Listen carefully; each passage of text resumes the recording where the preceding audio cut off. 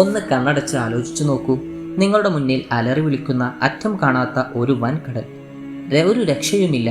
തൊട്ടുപിന്നിൽ നോക്കുമ്പോൾ ഇരച്ചുപായുന്ന കുതിരകളും കൂർത്ത വാളുകളുമായി നിങ്ങളെ കൊല്ലാൻ പാഞ്ഞെടുക്കുന്ന ആയിരക്കണക്കിന് വരുന്ന ഒരു വൻ സൈന്യം. ഇനി ഒരു നിമിഷം മാത്രം. ഒന്നുകിൽ മുന്നിലെ കടലിൽ വീണു മരിക്കണം, അല്ലെങ്കിൽ പിന്നിലെ സൈന്യത്തിന്റെ വാളിനിരയാകണം. ശ്വാസമടക്കി പിടിച്ച ആ നിമിഷത്തിലാണ് ലോകചരിത്രത്തിലെ ഏറ്റവും വലിയ ആ അത്ഭുതം സംഭവിക്കുന്നത്. അതെ, നമ്മൾ ഇന്ന് പറയാൻ പോകുന്നത് പ്രവാചകൻ മൂസാ നബി അലൈഹി സ്വലാത്തു വസ്സലാമിന്റെ ചരിത്രത്തിലെ ഏറ്റവും രോമാഞ്ചം കൊള്ളിക്കുന്ന ആ ചെങ്കടൽ പിളർപ്പ് കഥയാണ്. കഥ തുടങ്ങുന്നത് ഈജിപ്തിലാണ്.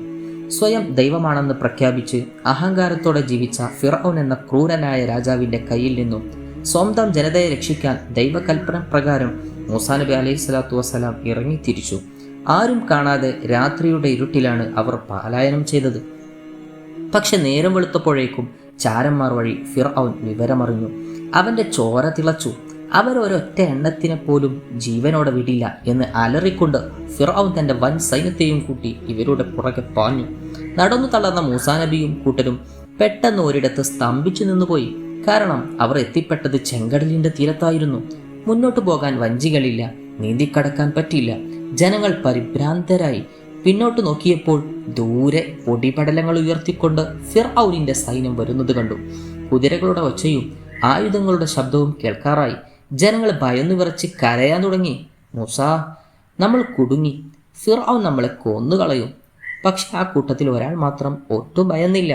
അത് പ്രവാചകൻ മൂസാ നബി അലൈഹി സ്വലാത്തു വസ്സലാമായിരുന്നു. അള്ളാഹുവിലുള്ള അടിയുറച്ച വിശ്വാസത്തോടെ അദ്ദേഹം ജനങ്ങളോട് പറഞ്ഞു, ഒരിക്കലുമില്ല, എൻ്റെ റബ്ബ് എൻ്റെ കൂടെയുണ്ട്, അവൻ എനിക്ക് വഴി കാണിച്ചു തരും.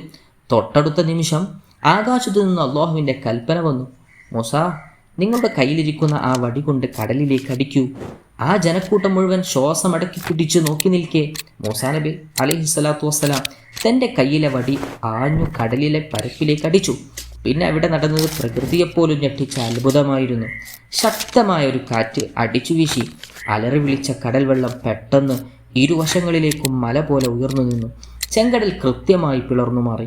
വെറുമൊരു വഴിയല്ല, ആ കടലിന്റെ നടുവിലൂടെ നടന്നു പോകാൻ പാകത്തിൽ അവിടെ തെളിഞ്ഞു വന്നു. വെള്ളം ഇരുവശത്തും വലിയ മതിൽ പോലെ അചലനമായി നിന്നു. വേഗം നടക്കൂ, മൂസാ നബി അലൈഹി സ്വലാത്തു വസ്സലാം അവിടുന്ന് തൻ്റെ കൂടെയുള്ള ജനങ്ങളോട് വിളിച്ചു പറഞ്ഞു.